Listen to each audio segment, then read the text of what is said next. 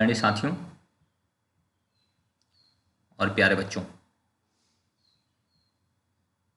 आज हम लोग जो है रोडसा स्याही धब्बा परीक्षण पे चर्चा करेंगे। रोडसा स्याही धब्बा परीक्षण, रोडसा इंक ब्लड टेस्ट, इसका निर्माण स्विट्जरलैंड के साइकेट्रिस्ट हरमन रोडसा द्वारा 1921 में किया गया। हरमन रोडसा बहुत सारे गेम खेला करते थे जो इंक ब्लड पे ही आधारित होता था। उसी पे जो है बहुत सारे कार्डों का इन्होंने निर्माण किया। उनमें से 10 कार्ड का सिलेक्शन उन्होंने किया जो व्यक्तित्व के अचेतन पार्ट को मापने में महत्वपूर्ण भूमिका निभाया। उनका जीवन काल हरमन रोडसा का 37 साल का रहा, 37 ईयर। 8 नवंबर 1884 से 2 नवंबर 1922 तक 10 कार्ड उन्होंने निर्माण किया जो वाइट कार्ड पे जो है स्याही धब्बा बने हुए हैं। इस कार्ड का अगर आदर्श रूप देखें तो 18x24 सेंटीमीटर का साइज है और यह 10 कार्ड जो है इनमें से 5 कार्ड ब्लैक एंड वाइट हैं, यानी कि काला और भूरा है। उनका नंबर पूछा जाता है कि कौन सा कार्ड नंबर जो है ब्लैक है। उनमें से 1, 4, 5, 6 और 7। ये 1 यानी 1, 4, 5, 6 और 7 नंबर का कार्ड जो है वह है ब्लैक। 2 नंबर का कार्ड और 3 नंबर का कार्ड यानी 2 और 3 यह जो है ब्लैक के साथ साथ रेड इंक भी है। और जो 8वें नंबर, 9वें नंबर, 10वें नंबर 8, 9, 10 ये जो है मल्टी कलर्ड है। जो अंतिम 3 कार्ड है मल्टी कलर्ड है। इन कार्डों की नंबर आप याद कर लें। अभी आगे आप देखेंगे इन कार्डों को कि कौन मल्टी कलर्ड है, कौन ब्लैक है, कौन रेड के साथ ब्लैक है, ये सब चर्चा करेंगे हम। देखिए पहला नंबर का कार्ड है।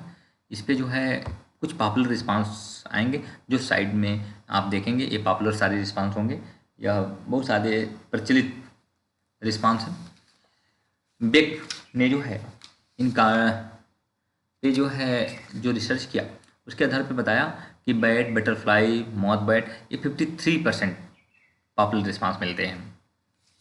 इन रिस्पांसों को अगर देखा जाए तो पहला कार्ड जब हम सब्जेक्ट को दिखाते हैं तो सब्जेक्ट इन कार्डों को जो है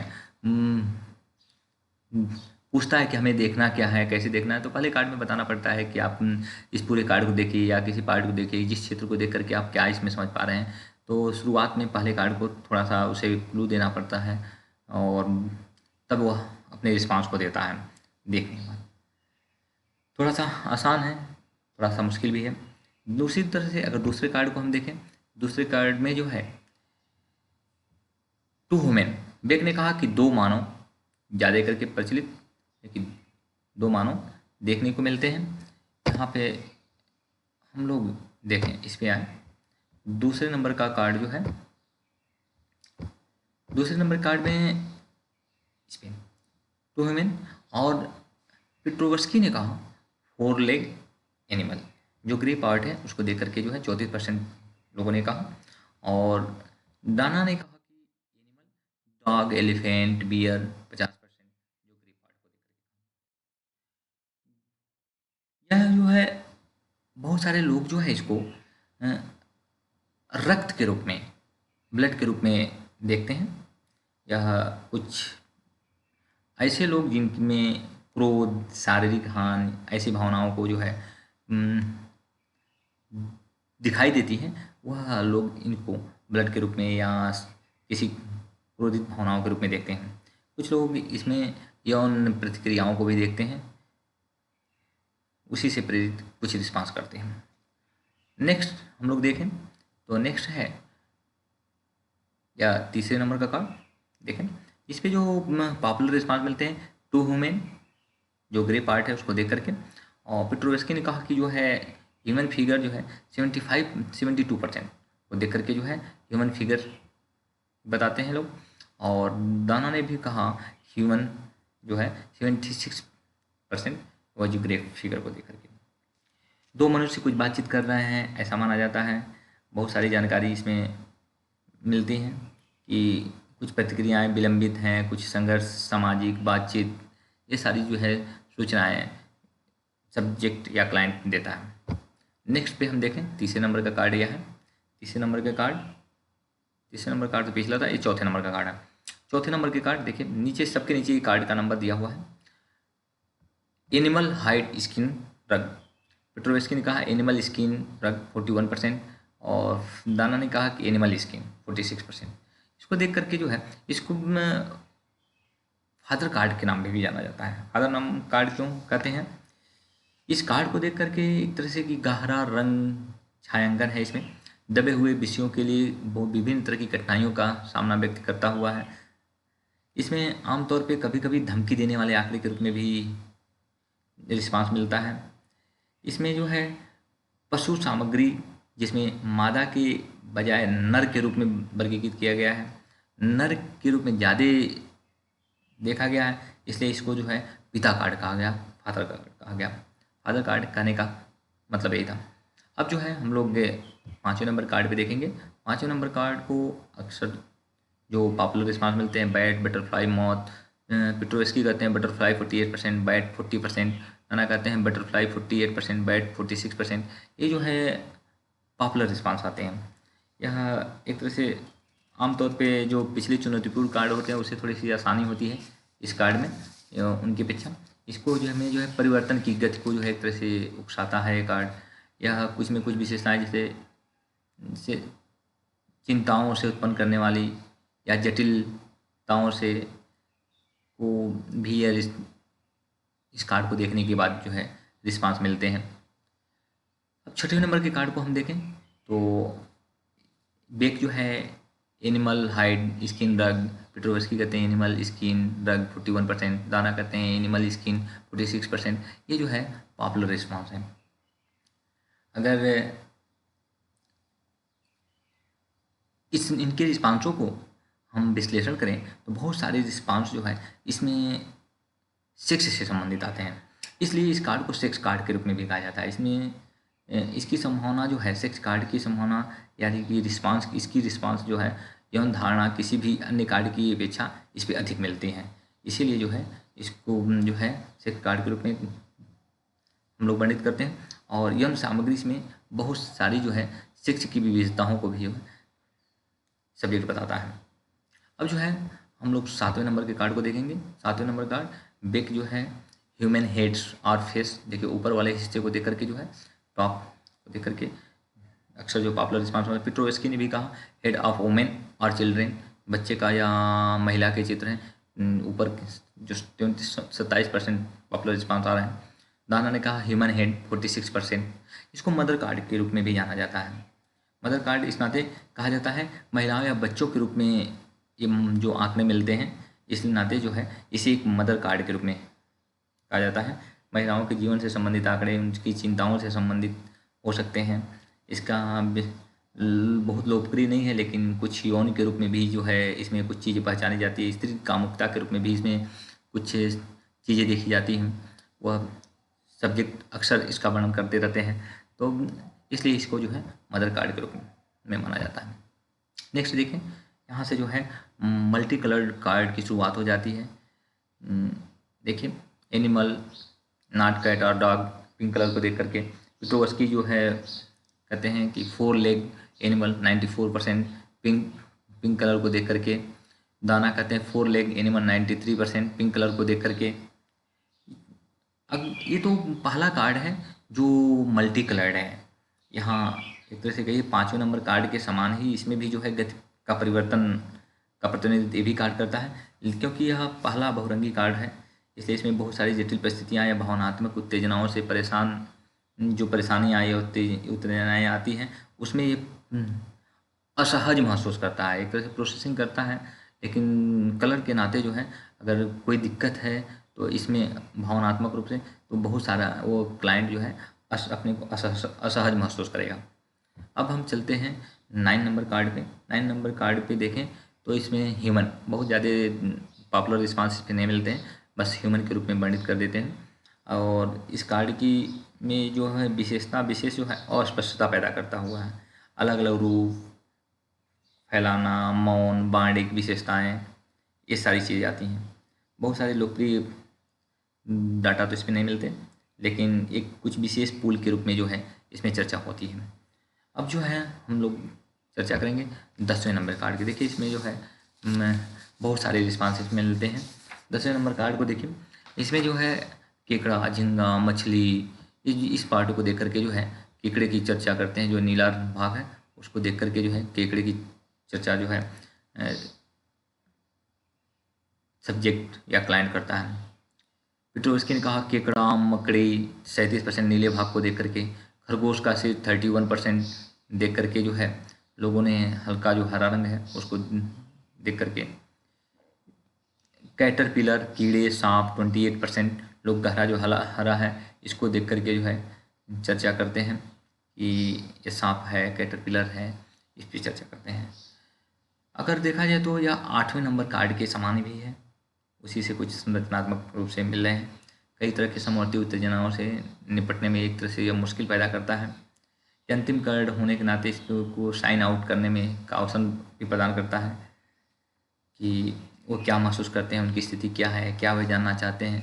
ये सारी चीज़ें जो है इस पर आंकड़े मिलते हैं।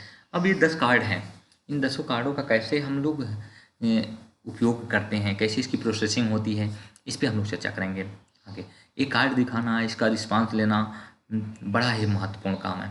इन कार्डों पे जो रिस्पांस मिलते हैं उनकी व्याख्या सबसे महत्वपूर्ण है।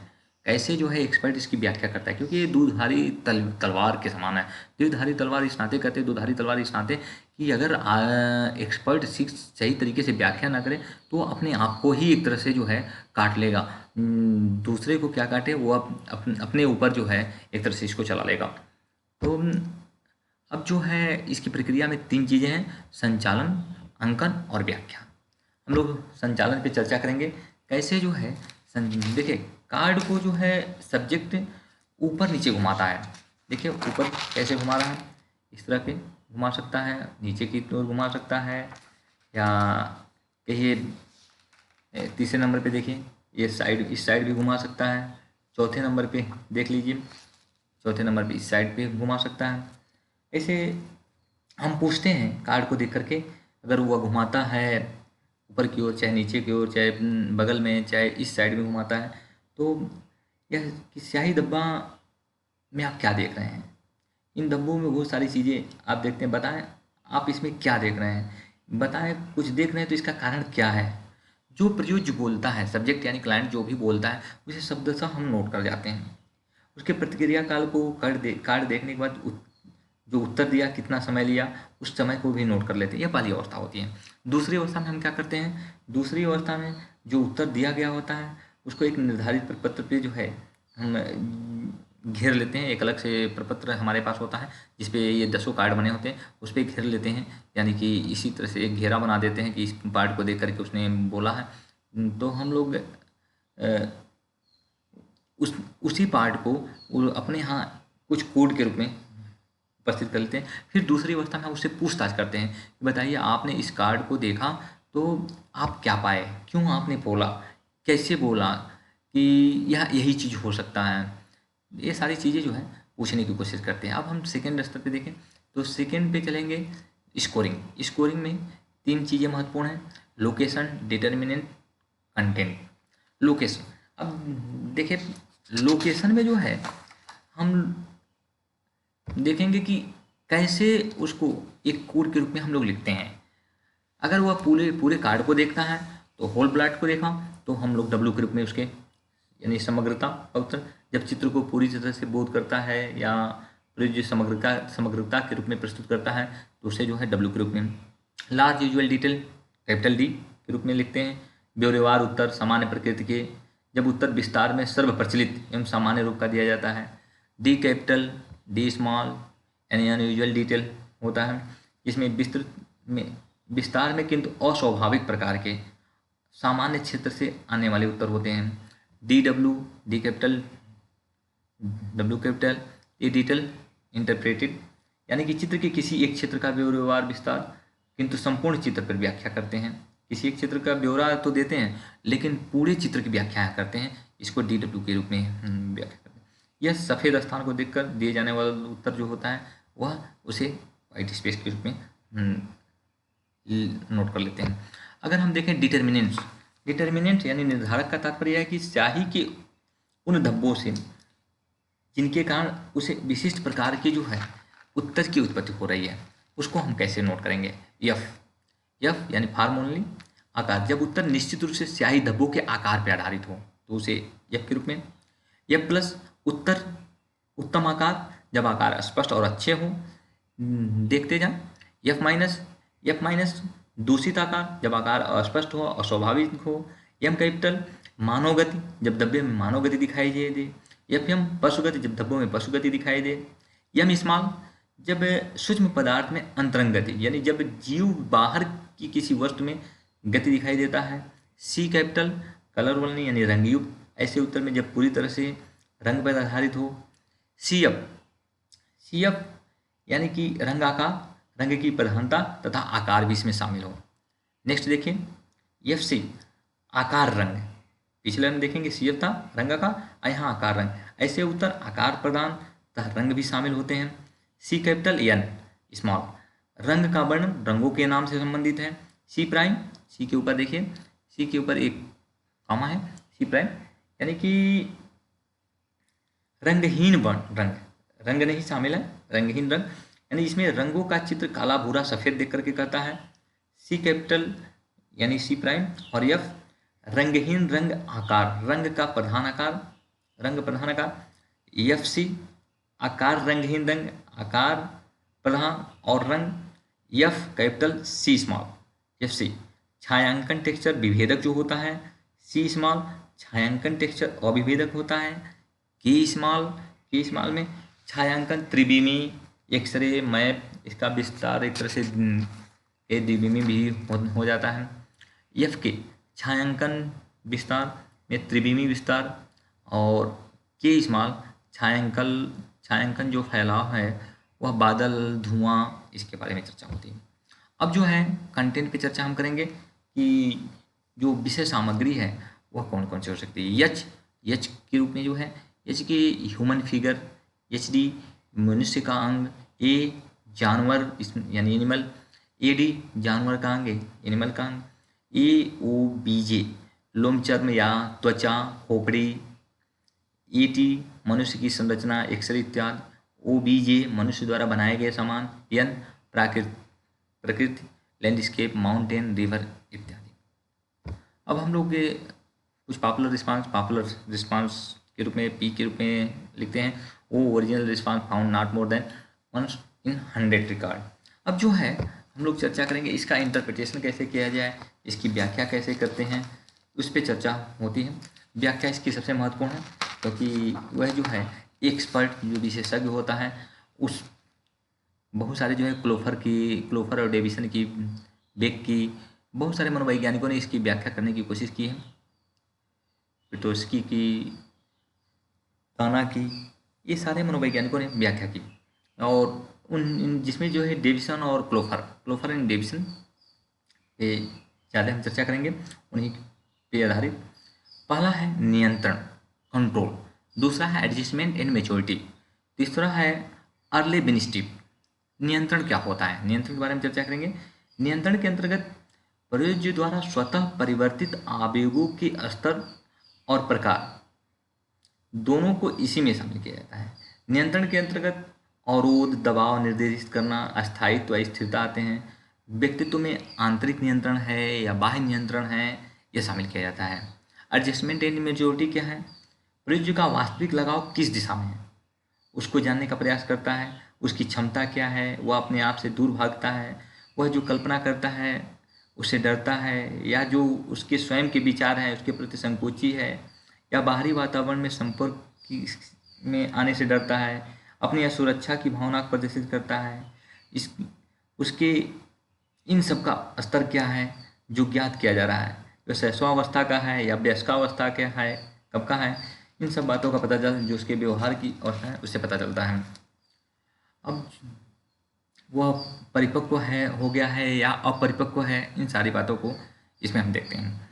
अर्ले बिनिस्टिप में, अर्ले बिनिस्टिप ये एक प्रकार का पारंपरिक शब्द है, नोट कर लें, जान लें। इसको जो है रोर्सा महोदय ने ही जो है प्रयोग किया था सबसे पहले।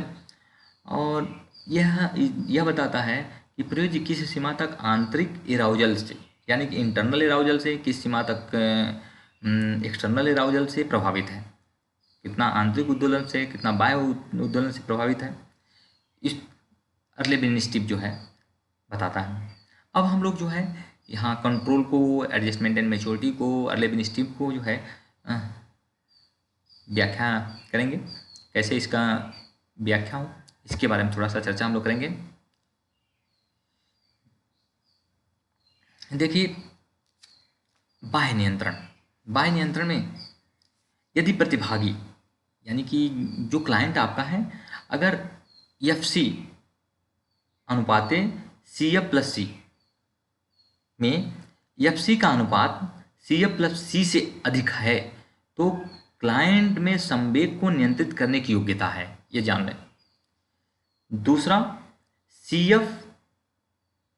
C और C कैपिटल और CN यानी CF CN वाले की उत्तर की अगर प्रधानता है तो प्रतिभागी में भावनात्मक पक्ष की प्रबलता तथा अभियोजनशीलता की कमी है।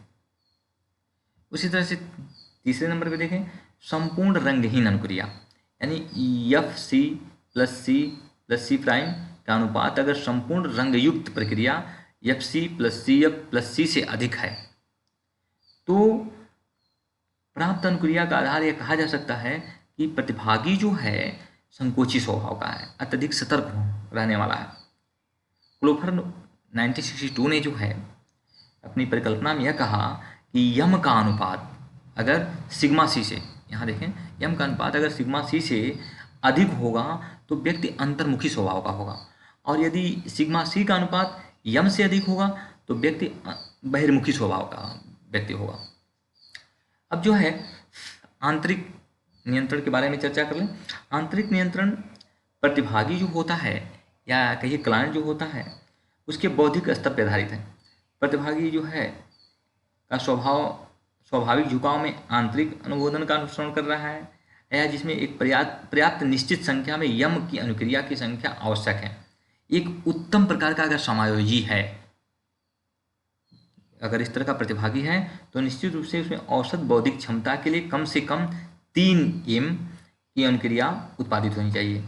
ये 3 से कम है तो प्रतिभागी जो है बाह्य निर्देशित है, और यदि अनुक्रिया 5 या 5 से अधिक है तो आंतरिक रूप से निर्देशित है।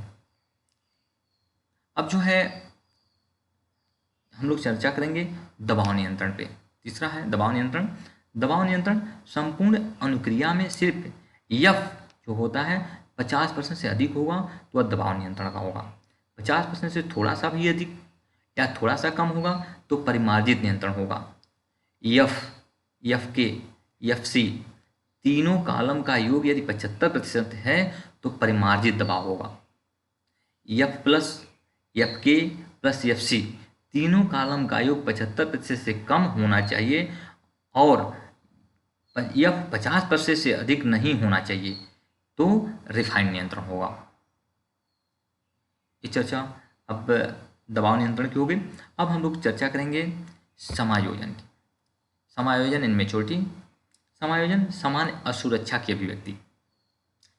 प्रायः जो प्रतिभागी क्या करता है, प्रतिभागी की जो उपयोग की गई भाषा है वह असुरक्षा एवं चिंता से संबंधित होती है। जब प्रतिभागी कार्ड को देखकर संदेह करता है और कहता है मैं समझ नहीं पा रहा हूँ यह क्या है, यह मान के चलिए जो है कि वह असुरक्षा से संबंधित है। जब प्रतिभागी के परिणाम में के कैपिटल और के स्मॉल हो तो चिंता का परिचायक है। 3 से ज़्यादा बढ़ने पर चिंता का लक्षण है। अब देखिए F कैपिटल और C small plus C capital अनुपाते F capital C capital F और C कैपिटल, अगर यह अनुपात दो संबंधी 1 का है तो अगर इसमें दो संबंधी 1 के अनुपात से ज़्यादा है तो निश्चित रूप से उदासी स्वभाव का प्रतिभागी होगा या क्लाइंट आपका होगा। जब डब्ल्यू की संख्या 2/3 से अधिक होगी, डब्ल्यू की संख्या 2/3 से अधिक होगी, तो उसका व्यवहार जो है बाध्यकारी होगा। इसी में जो है रंगयुक्त और शेडिंग की भी चर्चा कर लेते हैं। रंगयुक्त कार्ड पर शेडिंग कार्ड की अपेक्षा अधिक प्रतिक्रिया काल होगा। सांवेगिक विस्मय बोध रंगयुक्त कार्ड और शेडिंग कार्ड पे अधिक होगा। रंगयुक्त कार्ड पर अनुक्रिया अधिक होगी और शेडिंग कार्ड पर अनुक्रिया कम होगी। गति अनुक्रिया एक परिपक्व और अच्छे समायोजी व्यक्ति में यम की अनुक्रिया 3 से अधिक और कुसमायोजी व्यक्ति में गति अनुक्रिया 3 से कम होगी तथा एक सर्वोत्तम व्यक्ति में 5 अनुक्रिया होगी। टेक्सचर क्लोफर 1962 ने के अनुसार जो है टेक्सचर जो है उत्तरों में व्यक्ति की भावनात्मक आवश्यकताओं का बोध होता है, खास करके बचपन के काम विषयक आवश्यकताओं का पता चलता है इसमें। अब जो है हम लोग चर्चा करेंगे अर्ले बिनिस्टिप की। अर्ले बिनिस्टिप जो रोसा महोदय ने अपने खुद उपयोग किया था। अभी इसमें देखें यम की अनुक्रिया सिग्मा सी से अधिक है तो प्रतिभागी अंतर्मुखी होगा, यानी कि इंट्रोवर्ट होगा। अगर जो है सिग्मा सी का अनुपात कम होगा यम से तो बहिर्मुखी स्वभाव होगा, यानी एक्सट्रोवर्ट होगा। यदि प्रतिभागी के व्यवहार में न तो सिग्मा सी हो और न तो यम हो तो उसका व्यवहार जो है स्थायित्व नहीं होगा, यह निश्चित रूप से जान लें। यदि प्रतिभागी के अंतिम तीनों कार्ड देखें जो 8, 9 और 10 इन पर जो है 30% से कम अनुक्रिया देता है तो कम उत्पादित प्रतिभागी होगा, और यदि 40% से अधिक अनुक्रिया देता है तो अधिक उत्पादित कहा जाएगा। ये तो अर्ले बिनिस्टिप हो गया। आज हम लोग जो है चर्चा कर लिए रोसा पे, जो एक प्रकार का प्रोजेक्टिव टेस्ट है। प्रोजेक्टिव टेस्ट में तो बहुत सारे टेस्ट हैं, लेकिन यह ध्यान रखें कि प्रोजेक्टिव टेस्ट में के इतिहास में सबसे अधिक उपयोग होने वाला टेस्ट है रोसा टेस्ट। सबसे महत्वपूर्ण टेस्ट है। अगर देखा जाए कि क्लिनिकल के क्षेत्र में सबसे अधिक उपयोग MMPI का होता है, लेकिन अगर